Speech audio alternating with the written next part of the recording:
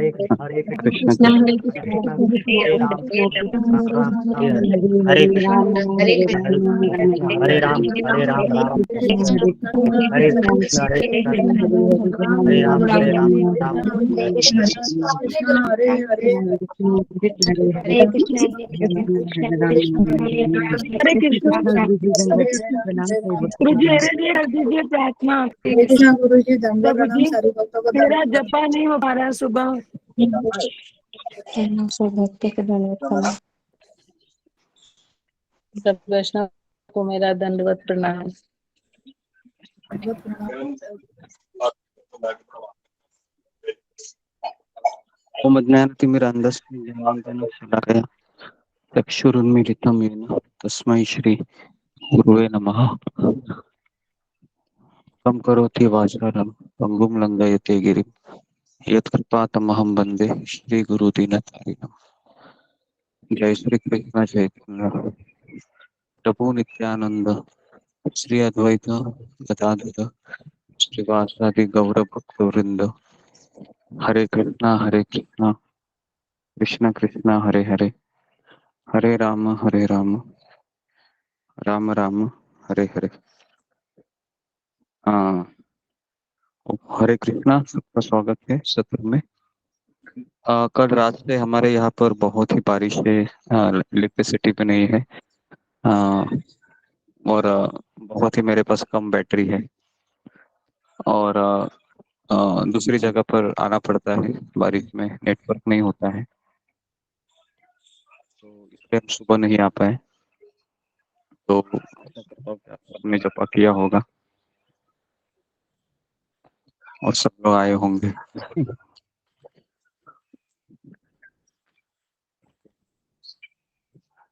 आज किसका टर्न था बताने का? मेरा टर्न शीला माता जी। हरे कृष्ण गुरु जी दंडवत प्रणाम सभी भक्तों को। हरे कृष्णा गुरु जी दंडवत प्रणाम, सभी भक्तों को मेरा दंडवत प्रणाम।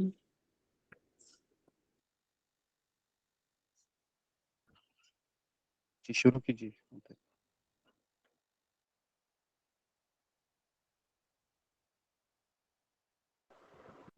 शीला माता जी शुरू कीजिए, अनम्यूट कीजिए, आप म्यूट हैं। जी जी गुरु जी।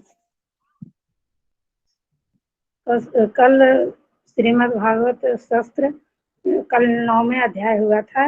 इस 9वें अध्याय में सबसे महत्वपूर्ण प्रसंग आता है। गुरु जी ने बताया है कि पहला अध्याय का शीर्षक था ऋषियों की जिज्ञासा।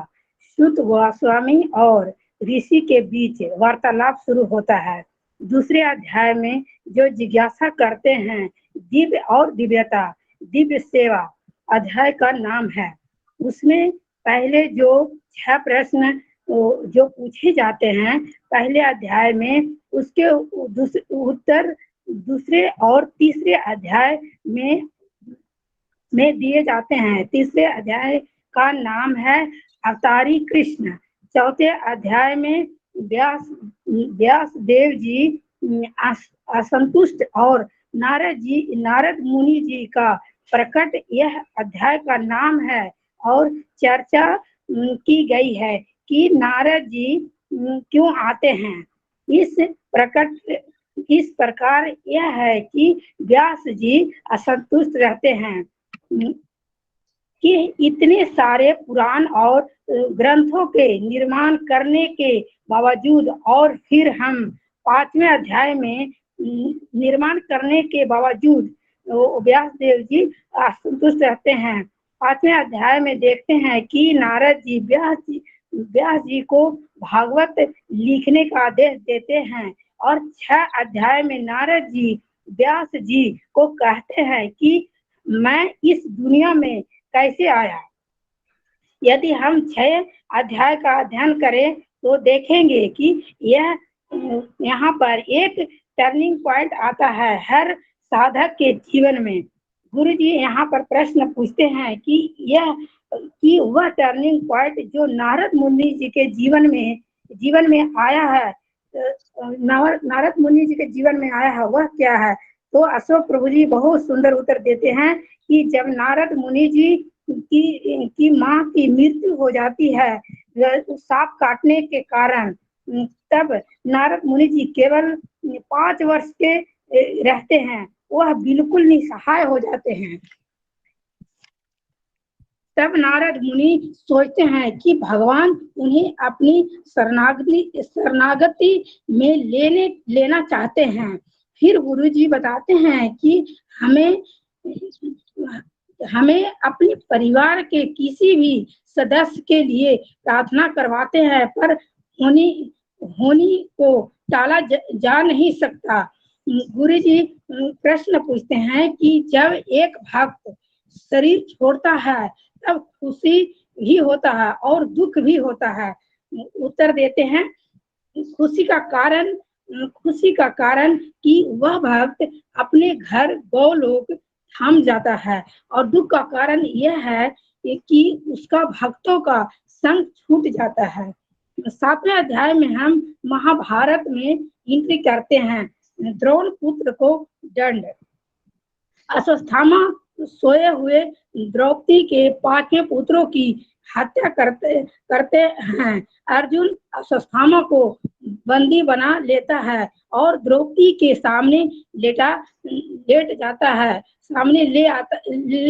जाता है और द्रौपदी जी कहती हैं इसको छोड़ दो, और भीम कहते हैं इसको मार दो, और अर्जुन भगवान श्री कृष्ण की तरफ देखते हैं।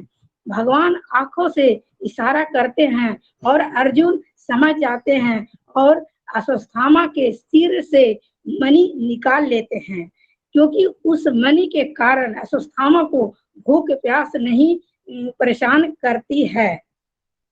8वां अध्याय में हम देखते हैं कि महारानी कुंती सुंदर प्रार्थनाएं अर्पित करती हैं और भगवान स्वयं महाराज परीक्षित की रक्षा करते हैं। उत्तरा के गर्भ में जाकर 9वें अध्याय में देखते हैं हम महाराज युधिष्ठिर शोक प्रकट कर रहे हैं, और इस शोक प्रकट करने का कारण यह था कि महाराज युधिष्ठिर सोच रहे थे कि मेरे कारण 64 करोड़ लोग मारे गए हैं, कितनी स्त्रियां विधवा हो गई हैं, सारे घर में शोक प्रकट हो रहा है। जैसे ही युधिष्ठिर महाराज अपने दरबार से बाहर निकलते थे, उन्हें अजीब सी रोने की आवाज सुनाई देती थी। युधिष्ठिर महाराज सोचते थे कि इन सब का कारण कौन है। युधिष्ठिर महाराज के मन में प्रश्न आते थे। युधिष्ठिर महाराज सोचते थे कि उन्हें राजगद्दी चाहिए थी, इसलिए इतने सारे लोग मारे गए, और यह सोचते सोचते वह डिप्रेशन में चले गए। वह सोचने लगे कि वह कौन से नरक में जाएंगे। उन्हें पता नहीं, भगवान श्री कृष्ण ने देखा कि युधिष्ठिर जी को भगवान श्री कृष्ण ने देखे कि महाराज युधिष्ठिर बहुत परेशान हैं। तब उन्होंने युधिष्ठिर जी को भगवत गीता सुनाई, परंतु युधिष्ठिर महाराज को गीता समझ में नहीं आई। गुरु जी यहाँ पे प्रश्न पूछते हैं कि युधिष्ठिर महाराज गीता क्यों नहीं समझ पाए। उत्तर, भगवान युधिष्ठिर जी के हृदय में परमात्मा रूप में उपस्थित थे। भगवान श्री कृष्ण और युधिष्ठिर के साथ संबंध बड़े भाई का था। जब भगवान कृष्ण युधिष्ठिर जी से मिलते थे तो वह उनके चरण स्पर्श करते थे। कृष्ण दुनिया को दिखाना चाह रहे थे कि मेरा भक्त भीष्म है और वह कितना भी महान है, इसलिए भगवान ने ही युधिष्ठिर महाराज को उपदेश देने के लिए बाद भी उनके हृदय में जो परमात्मा था उन्होंने अस्वीकार किया कि अभी भी मुझे शिक्षा का आवश्यकता है। गुरु जी प्रश्न पूछते हैं कि जहाँ भीष्म पितामह जी लेटे हुए थे वहां पर कौन कौन से ऋषि आए थे। तो पहला पर्वत मुनि, दूसरा नारद मुनि, तीसरा है ऋषि भैम ऋषि पांडवों के पुरोहित, और चौथा व्यास मुनि, पांचवा भारद्वाज ऋषि मुनि, छठा वशिष्ठ मुनि, सातवां परशुराम, आठवां गौतम ऋषि, नौवां अत्रि मुनि और 10वां कौशिक ऋषि। इतने सारे ऋषि यहाँ पर क्यों आए थे, ये प्रश्न होता है गुरु जी का। क्योंकि यह चर्चा हर जगह फैली हुई थी कि भीष्म पितामह युधिष्ठिर महाराज को उपदेश देने जा रहे हैं और वह मृत्यु शैया पर लेटे हुए हैं। और जब जब यह बात ऋषि मुनियों को पता चली तो उन्होंने यह तय किया वह सब जाएंगे। उन्होंने सोचा कि हम सब जाएंगे उनके यह अंतिम सुनने के लिए उपदेश। ऋषि मुनि के पास तो सभी प्रकार के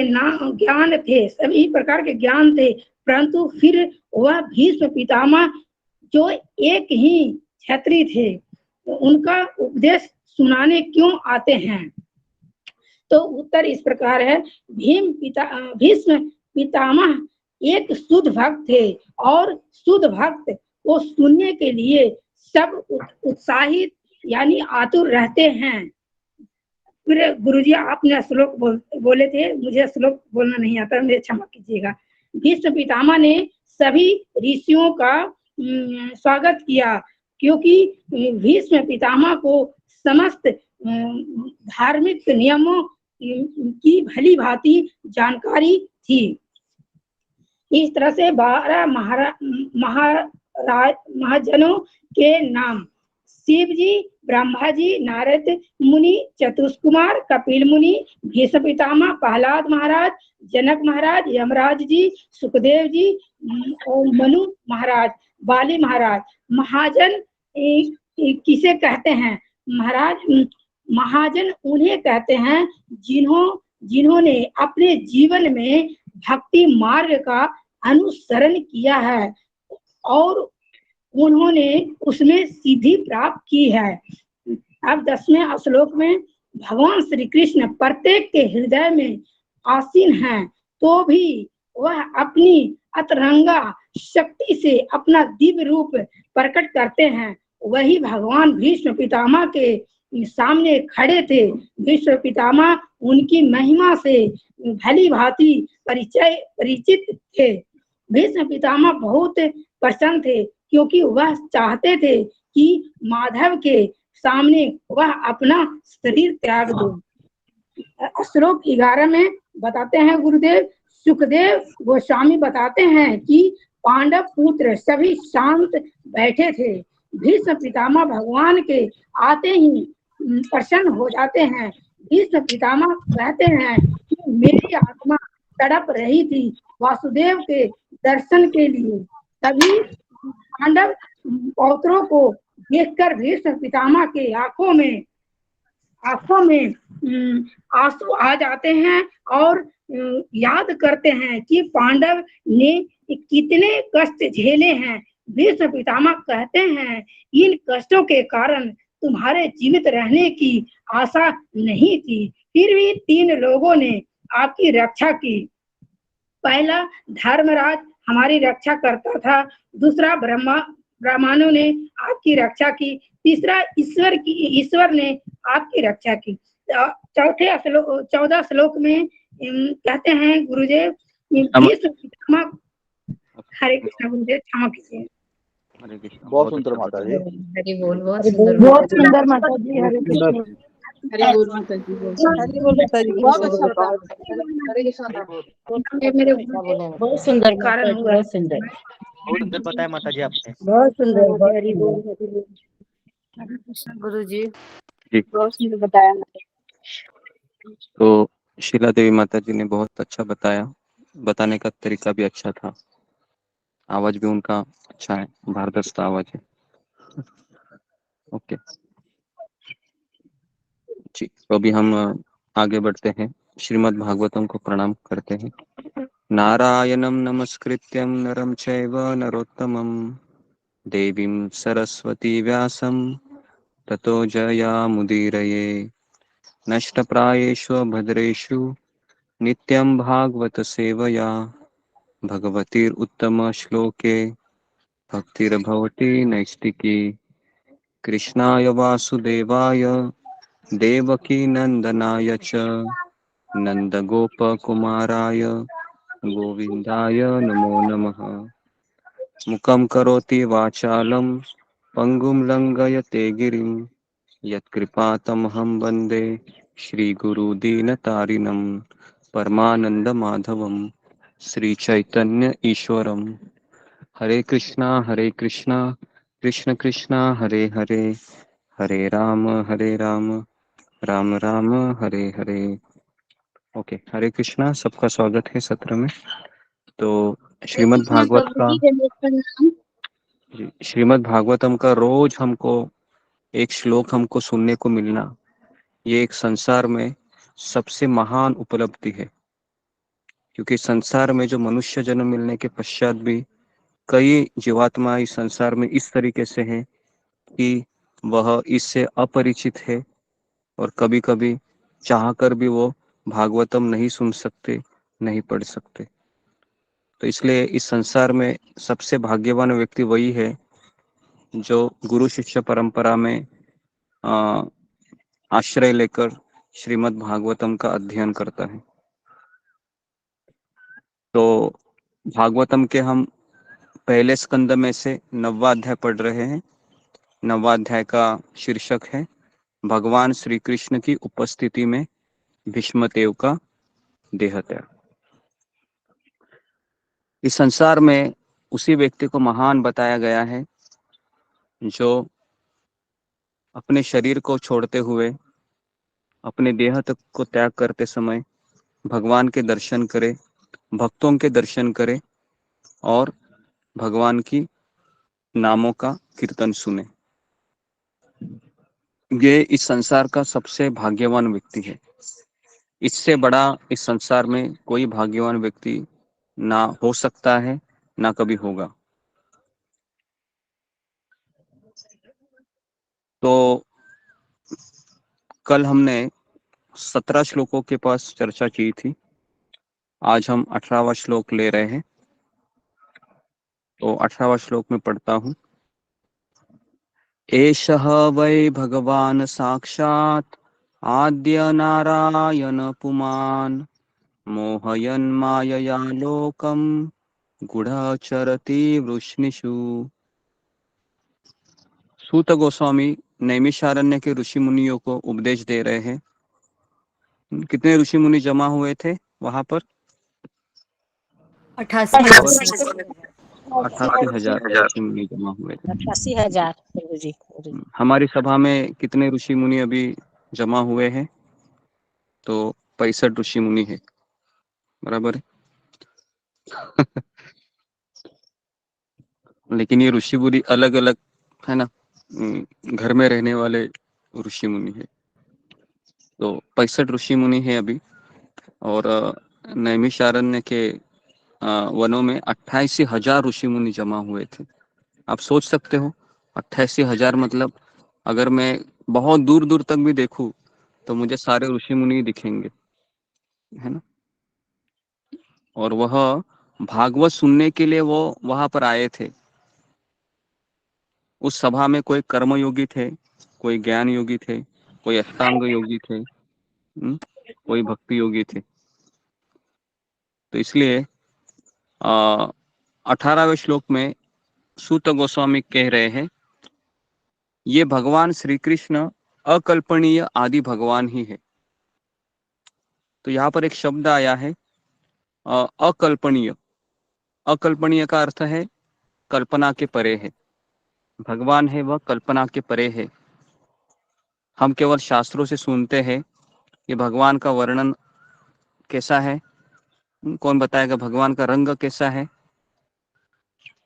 भगवान का रंग है मेघवर्णीय। मेघ या जब वो शाम मतलब जो बादल आते हैं, अभी बारिश गिरने वाली है ना, तो जो पहले मानसून के बादल होते हैं तो उसकी तरह भगवान का रंग है, श्याम वर्णीय। कंदर्प कोटि कमनीय विशेष शोभम। और भगवान का गले में हमेशा एक फूलों की माला हमेशा रहती है। कौन से फूल रहते हैं बताइए? वैजयंती माला। वैजयंती माला होती है। और भगवान के गले में हमेशा एक मणि होता है। कौन सा मणि होता है? कौस्तुभ मणि। ठीक।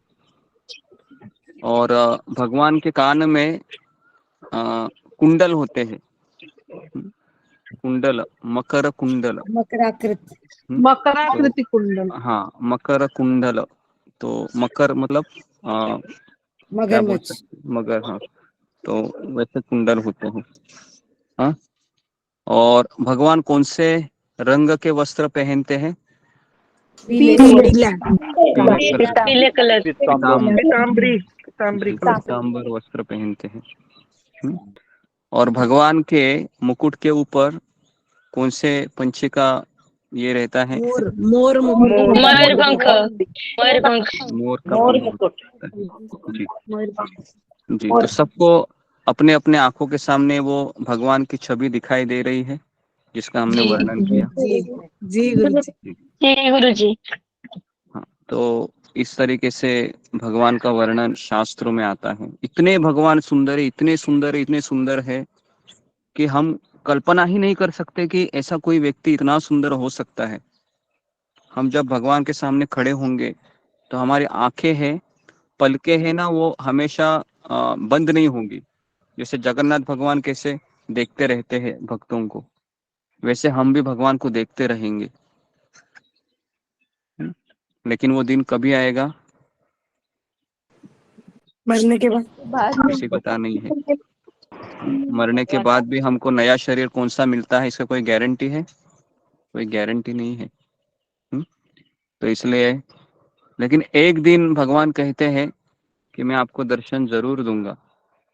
तो उस दिन की हम प्रतीक्षा करते हैं। जी। तो भगवान है अकल्पनीय है और वे प्रथम नारायण अर्थात परम भोक्ता है।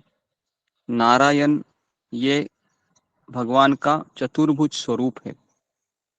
भगवान के चतुर्भुज स्वरूप में चार चीजें होती है। कौन सी होती है चार चीजें? शंख, चक्र, पद्म।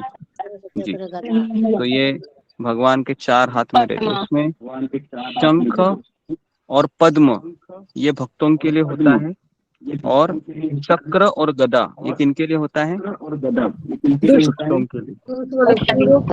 के लिए। जी जी। तो जिसको जिसको जो चॉइस करना है वो मनुष्य करता है। कभी कभी उसको चक्र अच्छा लगता है तो फिर वो असुर बन जाता है। जिसको भगवान की जो पद्म है, कमल है, वो अच्छा लगता है तो भगवान की पूजा में लगता है। तो हर एक को भगवान ने, कल ही हमने सत्र लिया था कि भाग्य है, भाग्य में लिखा गया है कि मेरे पति ये होने वाले हैं, मेरी पत्नी ये होने वाली है, मेरे पुत्र ये होने वाली है। यह हमारा भाग्य है। मुझे इतना पैसा मिलने वाला है, मैं इतने सालों के बाद मरने वाला हूँ, ये हमारा भाग्य है। लेकिन हमारा चुनाव करने का अधिकार भगवान ने हमारे पास रखा है। तो जिस गुणों में हम रहेंगे उस गुणों के अनुसार हम चुनाव करते हैं। माइक बंद करो नीता दीदी। तो उसी तरीके से यहाँ पर सूत गोस्वामी आगे कहते हैं कि ये राजा वृष्णि के वंशजों में हमारी ही तरह विचरण करते हैं। एक्चुअली भीष्म पितामह ये पांडवों को कह रहे हैं, खास करके युधिष्ठिर महाराज को, कि ये जो राजा है भगवान, क्योंकि भगवान तभी सूट बूट में आए थे, द्वारकाधीश कृष्ण, मथुराधीश कृष्ण और वृंदावन के ईश्वर, वृंदावनेश्वर कृष्ण। तो ये तीन कृष्ण है। कृष्ण एक ही है, लेकिन ये वैरायटी है, बराबर है। जिस तरह से आइसक्रीम एक ही रहता है, लेकिन उसमें वैनिला फ्लेवर होता है, मैंगो फ्लेवर होता है, चॉकलेट फ्लेवर होता है, बराबर है। उसी तरीके से कृष्ण एक ही है, लेकिन कृष्ण के फ्लेवर अलग अलग है। हम सबको कृष्ण का कौन सा फ्लेवर अच्छा लगता है? बांसुरी। श्याम सुंदर वृंदावन का। वृंदावन सुंदर कृष्ण। ठीक है। तो जिस तरीके से एक पिता होता है, जब वह घर में रहता है तो पिता का रोल वो निभाता है। जैसे ही वह अपने ऑफिस चला जाता है, तो वही पिता कौन बनता है? Branch manager, boss. या फिर ऑफिस का कोई स्टाफ, या फिर दुकानदार, या फिर ट्रांसपोर्ट में काम करने वाला व्यक्ति बन जाता है। ठीक है। जैसे ही वह ट्रेन में बैठता है, तो फिर वह मुसाफिर बन जाता है। ठीक है। तो आदमी वही है। ठीक है।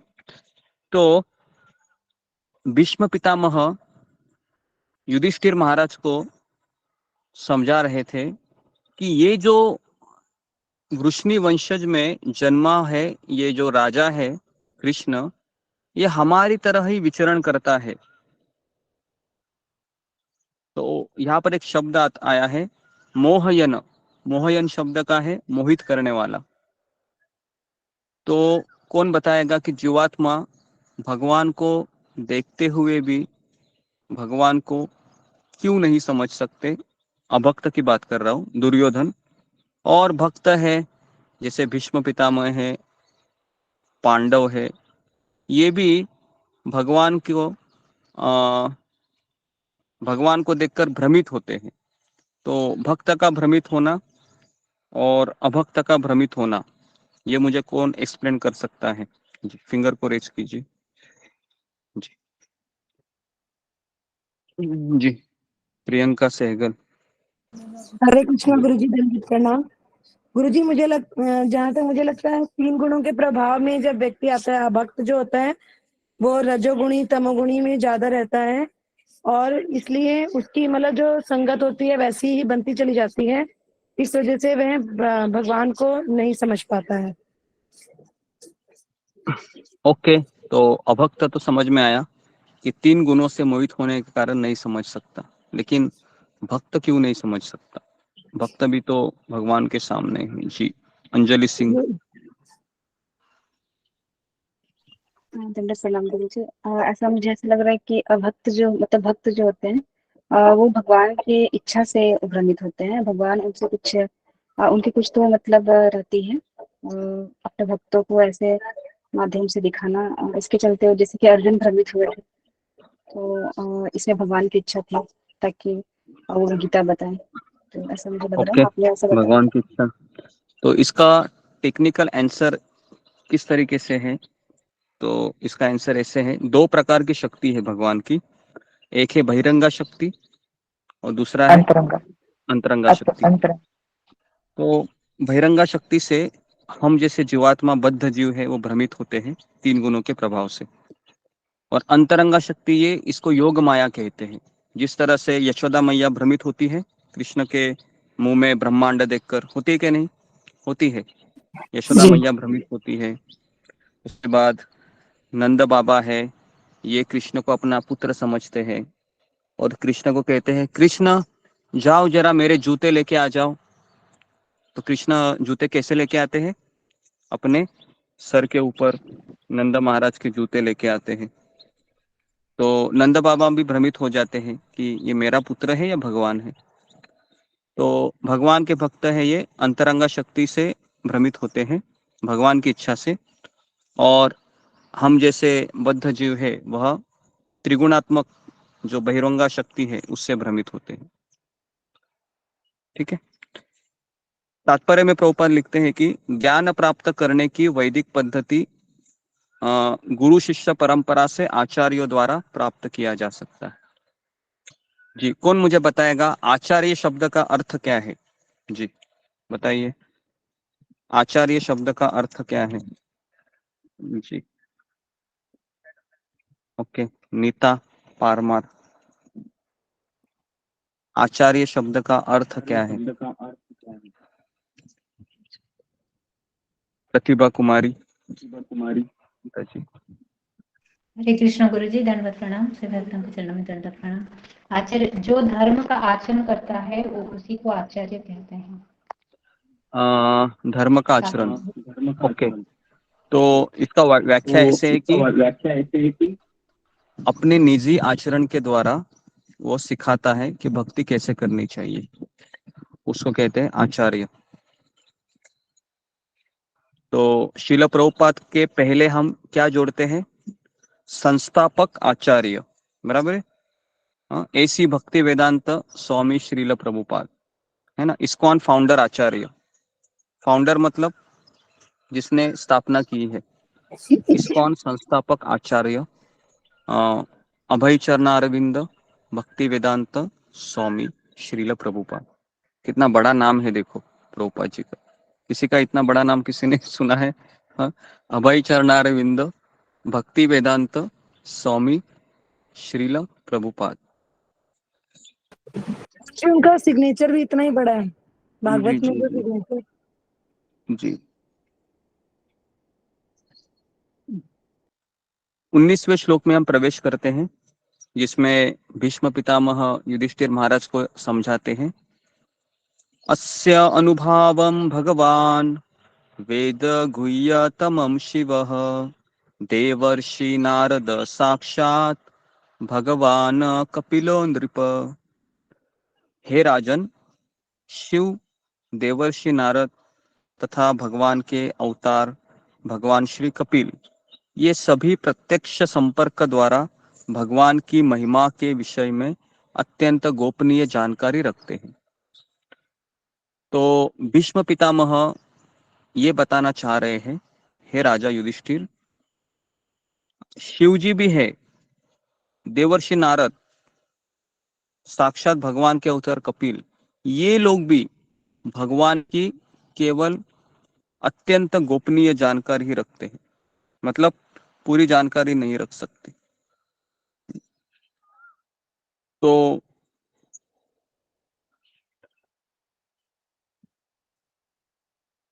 जी, तो यहाँ पर लिखा हुआ है कि भगवान की ये समस्त महिमाएं ब्रह्मा जी, शिव जी, नारद मुनि, भगवान कपिल, कुमार तथा भीष्मदेव जैसे महाजनों को विशेष रूप से पता रहती है, और मनुष्य उनकी कृपा से ही इन्हें ग्रहण करने में समर्थ हो सकता है। तो कितने ब्रह्मा जी है इस संसार में? कौन बताएगा मुझे? ब्रह्मा जी कितने हैं इस संसार में? अनंत हाँ, इस संसार में अनंत कोटि ब्रह्मा जी है, अनंत कोटि। हमारे ब्रह्मांड के ब्रह्मा जी के कितने सर होते हैं? 3 चार स्तर होते हैं। 10 सर, चार 4 सर, 5 सर, ऐसे भी होते हैं। जी, पहले 5 सर थे हमारे ब्रह्मा जी को, आपको याद है कि शिव जी फिर काट देते हैं एक सर, फिर 4 सर हो जाते हैं। जी, तो एक सर है वो वहां पर गिरता है बद्रीनाथ में, है ना, वहां पर वो लेके आते हैं शिव जी। तो और ऐसा भी कहा जाता है कि वो हमारे ब्रह्मांड के ब्रह्मा जी नहीं थे जो अपनी पुत्री के पीछे भागे थे, तो ऐसा भी वर्णन आता है। कुछ ब्रह्मांड के ब्रह्मा जी है वह 100 सर वाले होते हैं। अगर आपके घर के सामने रात के 11-12 बजे 1 बजे अचानक 100 सर वाले ब्रह्मा जी आ गए तो आप क्या करेंगे? आप भूत भूत कर आप चिल्लाएंगे, है ना, बराबर है। और आपको देखने के लिए भी अजीब लगेगा कि इनके 100 सर कैसे है ना, बराबर है। 100 सर वाले ब्रह्मा जी, 1000 सर वाले ब्रह्मा जी, 10,000 सर वाले ब्रह्मा जी, सुनने को भी अजीब लगता है ना। और कभी कभी ऐसा लगता है कि ये वास्तव में हो सकता है, लेकिन एक चीज याद रखिए, जो भगवान एक बीज में करोड़ों वृक्ष समा सकते हैं, ऐसे बीज को निर्माण कर सकते हैं, तो ऐसे भगवान सब कुछ कर सकते हैं।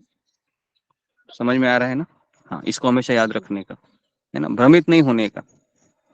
हाँ, जो भगवान एक छोटे से आम के बीज में करोड़ों आम के बीज धारण करने की क्षमता रखते हैं, ऐसे भगवान कुछ भी कर सकते हैं।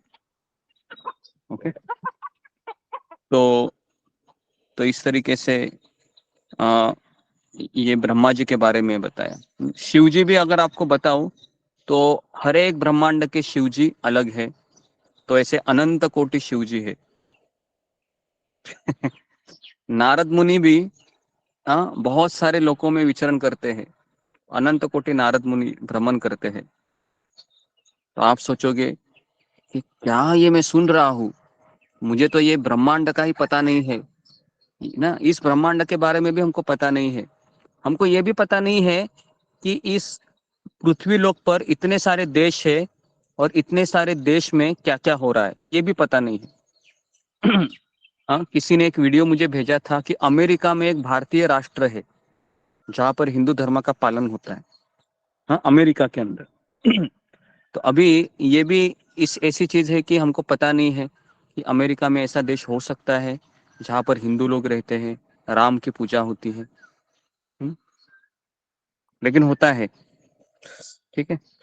तो इस तरीके से यह इसी दुनिया में ऐसा प्रभुपाद लिखते हैं तात्पर्य में कि इसी पृथ्वी लोक में नरक जाने की सीढ़ी भी है और स्वर्ग जाने की सीढ़ी भी है, लेकिन हमको वो ज्ञात नहीं है। जब हमारे शिला प्रभुपाद के शिष्य है जिनका नाम है परम पूज्य इंद्रद्युम्न स्वामी महाराज, सुना है आपने इनका नाम जी? कितने लोगों ने सुना है इंद्रद्युम्न स्वामी महाराज? अगर आप जी गुरुजी सुना इसको, है। हाँ, इंद्रद्युम्न पहली स्वामी बार महाराज सुना। जी, पहली बार सुना। ओके, इनके बारे में अगर आपको मैं बताऊं तो ये अमेज़न, जैसे अमेज़न नगर है, अमेज़न करके एक बहुत ऐसे विराट ऐसे जगह है इस संसार में, तो वहां पर आदिवासी लोग रहते हैं। तो वहां पर जाकर ये प्रचार करते हैं।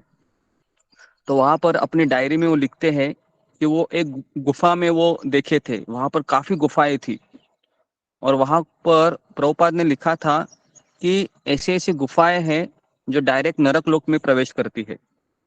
तो उन्होंने क्या किया, एक पत्थर उठाया और उस गुफा में फेंक दिया खट करके, और उसके बाद उन्होंने कान को इस तरीके से लगा के रखा, कोई आवाज ही नहीं आया।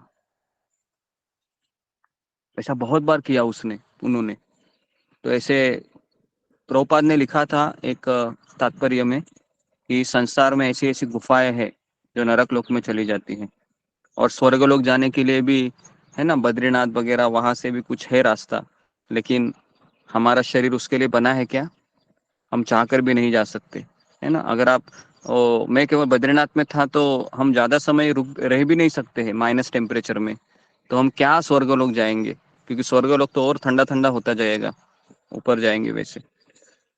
तो जी, अभी मुझे मैं आपको सवाल पूछ रहा हूँ, अगर मुझे जनलोक में जाना है, अगर मुझे तपलोक में जाना है, अगर मुझे गंधर्व लोक में जाना है, तो मुझे क्या करना पड़ेगा? जी बताइए। हाँ, किस किस आधार पर वो व्यक्ति जीवात्मा जा सकता है उच्च लोकों में, नीचे लोकों में? ये तो आपको पता होना चाहिए, क्योंकि अगर ये आपको पता नहीं है तो फिर किस तरह से हम फिर ये समझ रहे हैं, है ना। जी, जुम्मा गोराई। हरे कृष्ण गुरु जी, दंडवत प्रणाम। सभी को मेरे दंडवत प्रणाम। गुरु जी, वो जिस देवी देवता की पूजा के भक्ति करेंगे तो उनके पुण्य फल है, तो वो वैसे जाएंगे। जैसे हम शिव जी की पूजा करते हैं तो हम शिव लोग जाएंगे, हम पार्वती की पूजा करते हैं तो हम पार्वती के लोग जाएंगे, अच्छी पत्नी मिलेंगे। और गणेश जी के पूजा करेंगे, गणेश लोग जाएंगे। भूत प्रेतों के पूजा करेंगे तो भूत लोग जाएंगे। ऐसे ही हम तो जिस तरह जिस देवी देवता की भक्ति करेंगे, उसी तरह हम मृत्यु के बाद उस लोक में हम जाएंगे। हरे कृष्ण गुरु जी। हाँ, ओके, इसका अर्थ क्या है? ये बराबर बताया, पूजा करेंगे तो उनके पास जाएंगे, तो किस आधार पर हम जाएंगे? उसका एक ही दो अक्षर ही नाम है जी, वृषाली तट।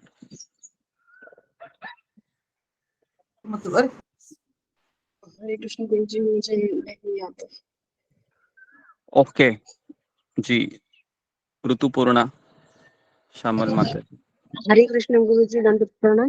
गुरु जी मुझे भी पता नहीं, जिना जी जो बोले मैं उसी से ही सहमत हूँ। ओके, तो बहुत ही सिंपल आंसर है कि हम पुण्य कर्म और पाप कर्म, है ना, पुण्य कर्म के आधार पर हम जाएंगे ऊपर के लोकों में और पाप कर्म करके नीचे के लोकों में जाएंगे, है ना। हम कोई हवाई जहाज से, फ्लाइट से या पैराशूट से या फिर रॉकेट से जा सकते हैं क्या? अगर मेरी इच्छा भी है कि चलो मैं स्वर्गलोक जाके आता हूँ, हम नहीं जा सकते। तो जैसे अष्टांग योगी होते हैं, अगर मैं आपको बताऊं तो पता है वो क्या करते हैं? वह अपनी आत्मा को जनलोक में वो ट्रांसफर करते हैं 1 सेकंड में, और जब वह आंखें खोलते हैं तो जनलोक में रहते हैं। और अगर आपको पता होगा, जब कुंभ मेला रहता है तो गंगा नदी के प्रवाह के माध्यम से कई कई लोगों के ऋषि मुनि ये नासिक में, इलाहाबाद में या प्रयाग में क्या करते हैं? सहभाग लेते हैं। वहां पर आप अगर आपको सही में जानना है ना, तो कुंभ मेला जरूर जाइए। वहां पर आपको 200 साल के, 300 साल के ऋषि मुनि दिखेंगे, बड़ी बड़ी जटाएं उनकी, है ना। और आपने उनको देखा भी नहीं होगा कि ये लोग कहाँ से आए, क्योंकि ट्रेन से तो नहीं आ सकते हैं, बस से भी नहीं आ सकते, तो ये लोग कैसे आते हैं? ये गंगा नदी में डुबकी मारते हैं, है ना, जनलोक में डुबकी मारते हैं गंगा नदी में। और यहाँ से, क्योंकि गंगा नदी को देव नदी कहा गया है, जो तीनों लोकों में बहती रहती है। तो इस तरीके से ये, है ना, ये सब सुनने को ही अद्भुत लगता है। ठीक है ना, लेकिन हमको जाना है क्या वहां पर? हमको नहीं जाना है। 20वें श्लोक में अभी हम प्रवेश करते हैं। हे राजन, तुमने अज्ञानवश ही जिस व्यक्ति को अपना ममेरा भाई का अर्थ क्या है? मामा का भाई। लड़का, ममेरा भाई, मामा का लड़का। हाँ, तो तुमने अज्ञानवश ही जिस व्यक्ति को अपना ममेरा भाई, अपना अत्यंत प्रिय मित्र, शुभ चिंतक, मंत्री, दूत, उपकारी इत्यादि माना है, पता है वो कौन है? वो स्वयं भगवान श्री कृष्ण है। तो ये क्यों समझा रहे थे जी? कौन मुझे बताएगा कि ये भीष्म पितामह क्यों समझा रहे थे? युधिष्ठिर महाराज को पता नहीं था क्या? क्यों समझा रहे थे? क्योंकि भगवान की योग माया है, अंतरंगा शक्ति, उसने युधिष्ठिर महाराज के बुद्धि को भ्रमित किया था। तो इसलिए भीष्म पितामह ये समझा रहे हैं जी। कौन मुझे बताएगा इस संसार में बद्ध जीव कौन सी 2 गलतियां करता है? जी बताइए। जी जी, सुजाता महापात्रा माता जी, इस संसार में बद्ध जीव कौन सी 2 गलतियां करता है? धोखा देता है, भ्रमित होता है। धोखा देता है, भ्रमित होता है। ओके, और 4 गलतियां करता है जी। उसके बाद दीप्ति सचदेवा। हरे कृष्णा गुरु जी दंड। एक गलती ये करता है कि वह ये समझता है कि मैं आत्मा नहीं, मैं शरीर हूँ, और उसमें अहंकार होता है और दूसरों को धोखा देता है। ओके जी। उसके बाद और 2 चीजें हैं जी। रूबी कुमारी माता जी।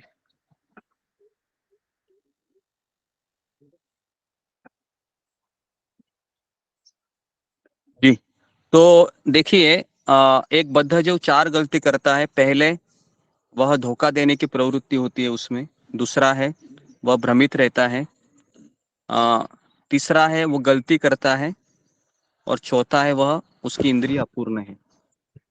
इसके आधार पर वह जब भगवान की लीलाओं को सुनता है, पढ़ता है, तो उसका निष्कर्ष क्या होता है कि मैं भी भगवान बन सकता हूँ, और दूसरा क्या है, भगवान मेरे जैसे ही है। तो इसको मैंने कई बार लिखवाया है। तो बद्ध जो ये दो गलती हमेशा करता है भगवान के संबंधित, एक तो वो भगवान को अपने समान समझता है, या अपने को भगवान के समान समझता है। ठीक है, 21। तो आगे कहते हैं कि पूर्ण पुरुषोत्तम भगवान होने के कारण वे प्रत्येक के हृदय में विद्यमान है। वे सब पर समान रूप से दयालु है, पक्षपात के मिथ्या अहंकार के सर्वथा मुक्त है। अतएव वे जो कुछ करते हैं वह भौतिक उन्माद से मुक्त होता है। वे समदर्शी है। जी, तो यहाँ पर भीष्म पितामह भगवान को समदर्शी का कहते हैं। समदर्शी मतलब समान रूप से दयालु है। तो अभी मेरा यहाँ पर आपको प्रश्न है कि कई लोग ये सवाल पूछते हैं कि भगवान ने अच्छी चीजें भी बनाई और भगवान ने बुरी चीजें भी बनाई, तो भगवान ने बुरी चीजें क्यों बनाई? क्यों भगवान ने अगर बुरी चीजें नहीं बनाते थे तो हम अच्छाई के रास्ते पर चलते थे। जी, तो इसका उत्तर हम किस तरह से देंगे, बताइए। कि भगवान ने अच्छी चीजें भी बनाई, बुरी चीजें भी बनाई, और भगवान ने ये बुरी चीजें क्यों बनाई? अगर बुरी नहीं बना, ये भगवान ने माया ही क्यों बनाया? अगर माया को भगवान बनाते ही नहीं तो कितना अच्छा होता, हम हमेशा माला जप करते रहते। तो भगवान ने ही सब किया कराया है और अभी भगवान ही हमें कह रहे कि मेरी शरण में आओ। ये कैसा भगवान है? जी हाँ, बताइए अशोक चावला प्रभु। गुरु जी, हमारे विद्रोह के कारण हमने परमात्मा के चरणों से विद्रोह किया है। हम स्वतंत्रता चाहते थे कि हमें इस तरफ जाना है, हम भगवान के चरणों में रहना नहीं चाहते थे वहां से। तो इस लोक में आके हमें अपने मन की इच्छा अनुसार हमें भोग करना था, तो इसलिए हम परमात्मा ने ये सब बनाया है। हाँ, ओके। तो जी, कितने लोग हैं अशोक चावला प्रभु के उत्तरों से सहमत है? वो फिंगर को डाउन कीजिए जो उन्होंने उत्तर दिया। और अगर इसके अलावा किसी का उत्तर है कि भगवान ने क्यों बनाया, भगवान ने माया को क्यों बनाया? जी, विकास निगम। हरे कृष्ण गुरु जी, दंडवत प्रणाम। गुरु जी, मुझे ऐसा लगता है कि अच्छाई और बुराई जो दोनों बनाई है उसमें किसी की खुद की कोई पहचान तभी होती है जब दूसरा कुछ हमें पता चलता है। अगर बुराई है तो हमें अच्छाई के बारे में पता चलता है, या कोई चीज अच्छी है तो हमें बुराई के बारे में पता चलता है। तो अगर एक ही चीज होती कि केवल परमात्मा ने केवल अच्छाई बनाई होती और माया नहीं बनाई होती, तो शायद हमें उस चीज का पता ही नहीं होता, वो हमारे लिए एक नॉर्मल सी चीज रहती थी। तो उन्होंने वो दोनों तरह की चीजें बनाई हैं कि, और उसके बाद फिर ये चॉइस हमें दिया है कि इंसान जैसे जिसको चूज करे और उस हिसाब से उसकी गति होगी आगे। तो मेरा ये सोचना है। हरे कृष्णा गुरु जी। हाँ, ओके जी। उसके बाद प्रियंका कुमारी माता जी।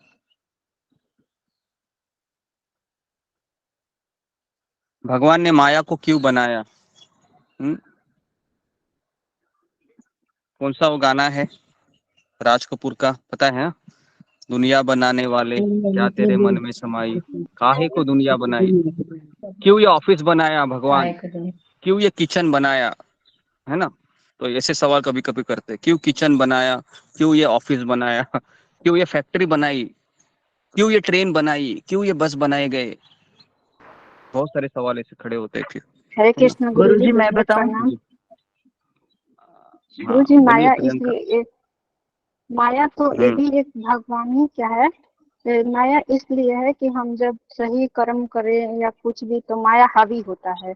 तो भगवान ये देखते हैं कि हमारे अंदर जो माया है तो हमारे कर्म के ऊपर है। तो हम अगर ज्यादा विश्वास अपने भगवान या गुरु पर करते हैं तो मेरा वो कर्म जो है वो माया हावी नहीं होने देता है, और हम निरंतर अपने माया को नहीं ऐसे कर सकते हैं, और माया को ऐसे देखते हुए भी अपना कर्म अच्छा से करते हैं। ओके जी, देखिए मैं वापस बता रहा हूँ कि भगवान ने माया को इसलिए बनाया है क्योंकि जीवात्मा चाहता था कि मुझे माया के साथ ही रहना है। समझ में आ रहा है? बहुत सिंपल आंसर है कि मनुष्य चाहता है कि मैं माया के साथ ही रहूं, मुझे कृष्ण के साथ नहीं रहना है। तो इसलिए कृष्ण ने किसको बनाया? कृष्ण ने माया को बनाया। तो इसलिए वो जो फिल्म का गाना है ना कि काहे को दुनिया बनाई या काहे को माया बनाई, तो माया इसलिए बनाई क्योंकि मैं खुद चाहता था कि मैं माया के साथ रहूं। मुझे कृष्ण नहीं चाहिए। तो इसलिए जब जीवात्मा भोग करना चाहता है इस संसार में, तो फिर भगवान माया का निर्माण करते हैं। क्योंकि अगर माया नहीं रहेगी तो क्या हम मजा कर सकते हैं? क्या हम आइसक्रीम खा सकते हैं? क्या हम कोल्ड ड्रिंक पी सकते हैं? क्या हम पिज्जा खा सकते हैं? क्या हम पानी पूरी खा सकते हैं? क्या हम होटल जा सकते हैं? ये सारी इच्छाएं क्यों निर्माण हुई है? माया के कारण। जैसे माया को आपने निकाल दिया है ना, और कृष्ण का आश्रय लिया, तो क्या होगा? ये सारी इच्छाएं चली जाएगी। समझ में आ रहा है? तो इसलिए एक बार जनक महाराज के पास एक अष्टवक्र मुनि आए थे, और अष्टवक्र मुनि को जनक महाराज ने सवाल पूछा कि ये माया मुझे क्यों नहीं छोड़ती है। तो अष्टवक्र मुनि ने क्या किया? जोर से दौड़ने लगे और एक पेड़ को जोर से पकड़ लिया, और चिल्लाने लगे। क्या चिल्लाने लगे? छोड़ दो, छोड़ दो, छोड़ दो, छोड़ दो, छोड़ दो। तो जनक महाराज समझ गए। क्या समझ गए? कि मैंने ही माया को पकड़ा है, और मैं बोल रहा हूँ कि माया मुझे क्यों नहीं छोड़ती है। अभी आपको सबको फॉर्मूला पता चला। यहाँ पर 65-66 लोग हैं, लेकिन इतना आसान भी है क्या? इतना आसान भी नहीं है।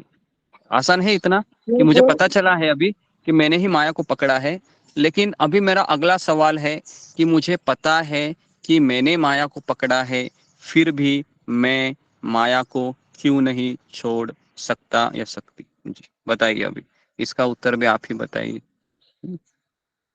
जी क्यों नहीं छोड़ सकती? जी ममता पाल माता जी।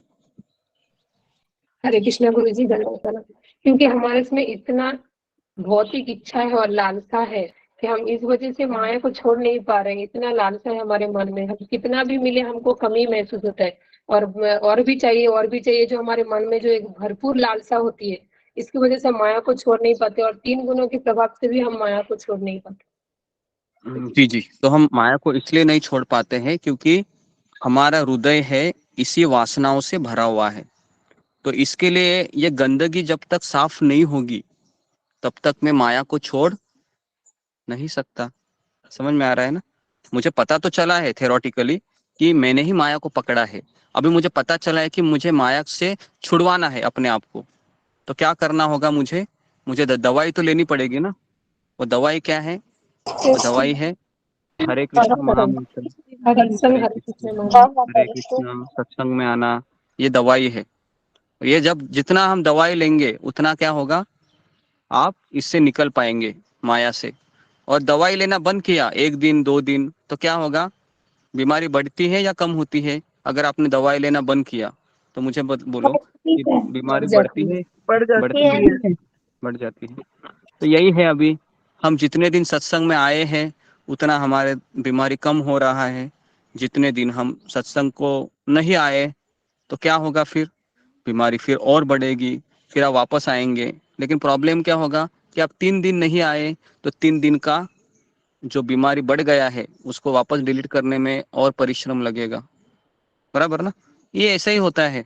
तो क्या करें अभी? तो फिर हमको दवाई लेने का रूटीन बनाना ही है, वही हमारे हाथ में है। ठीक है, तो ये हो गया थोड़ा सा हमने माया के ऊपर चर्चा किया, क्योंकि माया बहुत शक्तिशाली है। भगवान गीता में कहते हैं, दैवी हैषा गुणमयी मम माया दुरत्यया। दुरत्यया का अर्थ है कि बहुत कठिन है इसको पार करना, असंभव है।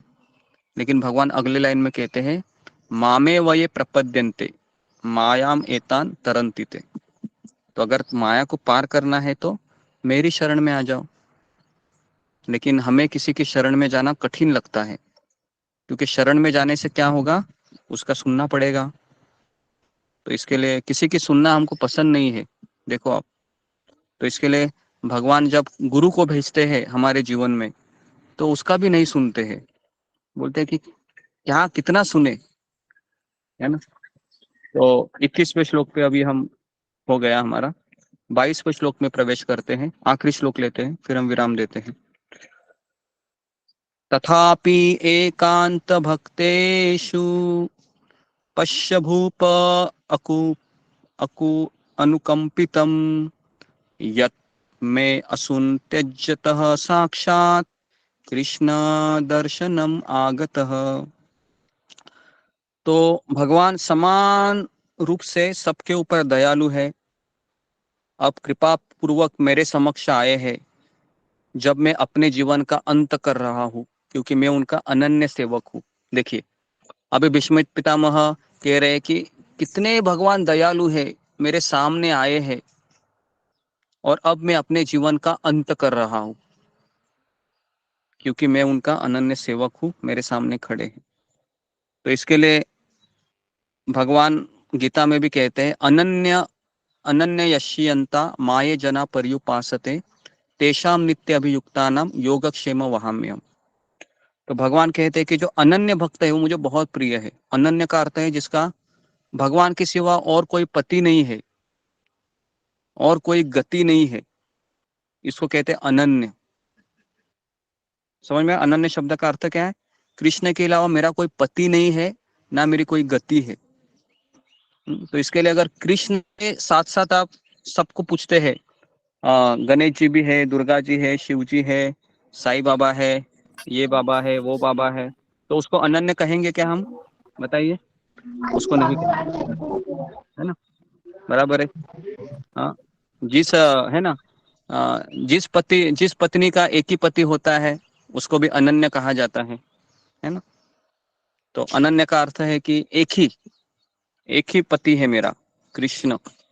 कृष्ण के अलावा मैं किसको नहीं जानता हूँ, ना मुझे किसी जानने की इच्छा है, क्योंकि शास्त्र में लिखा है कृष्ण ही आदि पुरुष है, कृष्ण ही भगवान है, गोविंदम आदि पुरुषम तमहम भजामि। तो इस तरीके से भीष्म पितामह कह रहे हैं कि मैं मृत्युशैया के निकट भगवान कृष्ण अभी प्रकट हुए हैं, और अर्जुन का भगवान कृष्ण से रक्त का संबंध था, किंतु भीष्मदेव से उनका ऐसा कोई संबंध था क्या? ऐसा कोई संबंध नहीं था। भीष्मदेव का कोई संबंध नहीं था, ना चाचा भती, ऐसा कुछ नहीं था संबंध। लेकिन अतएव आकर्षण का कारण क्या है फिर? क्यों भगवान वहां पर आए? क्योंकि आत्मा का घनिष्ठ संबंध है भगवान से, है ना? भगवान, इसके लिए भगवान को जब नंद महाराज यशोदा का पुत्र कहा जाता है, तो साथ साथ उसको राधा रानी का प्रेमी भी कहा जाता है। पता है ना कि जब हम कोई बोलते हैं यशोदा नंदन, तो साथ साथ हम ये भी बोलते हैं कि राधानाथ। राधानाथ शब्द का अर्थ क्या पता है आपको? राधा रानी के नाथ, राधानाथ, है ना? तो महाराज का नाम ही ऐसा है, राधा रानी के नाथ, राधानाथ, राधानाथ स्वामी। ओके, ठीक है। तो अभी हम यहाँ पर रुकते हैं, समय ज्यादा हो गया है। भागवत ऐसा है कि हम पढ़ते ही जाए, पढ़ते ही जाए, पढ़ते ही जाए। कृष्ण का स्मरण इतना होता है कि कृष्ण कब वो दिन आएगा जब मैं आपके भक्तों के साथ रह के आपकी सेवा करूंगा, कब वो दिन आएगा जब मैं गोलोक वृंदावन में आपके समक्ष रहूंगी, और वहां पर आपके सेवक भक्तों की आज्ञा से मैं सेवा करता रहूंगा, करती रहूंगी। तो ये सवाल हमको भगवान से पूछते रहना चाहिए। लेकिन इस सवाल का उत्तर हम सबको पता है, लेकिन संघर्ष बहुत ही ज्यादा संघर्ष है। जितना संघर्ष करेंगे, जब जब आपको संघर्ष करने की इच्छा होगी, या फिर भगवान हमसे चाहते हैं, तो हम कौन सा उदाहरण याद रखना है आपको कि सोने को आग के अंदर डाल दिया है, तो अभी सोना क्या होगा? और चमकेगा। बराबर है? सोने को अगर हम आग के अंदर डालेंगे तो सोना क्या करेगा? और चमकेगा। चमकेगा क्या नहीं? हाँ। और अगर तो इसके लिए भगवान क्या करते हैं? भक्त को संघर्ष के अग्नि में डालते हैं ताकि वो भक्त और चमक जाए। समझ में आ रहा है? ठीक है, तो यहाँ पर मैं रुकता हूँ। बहुत बहुत धन्यवाद आप सारे भक्तों का। श्रील प्रभुपाद की जय। परम पूज्य सनातन स्वामी महाराज की जय। ग्रंथराज श्रीमद् भागवतम महापुराण की जय। गौर प्रेमानंद।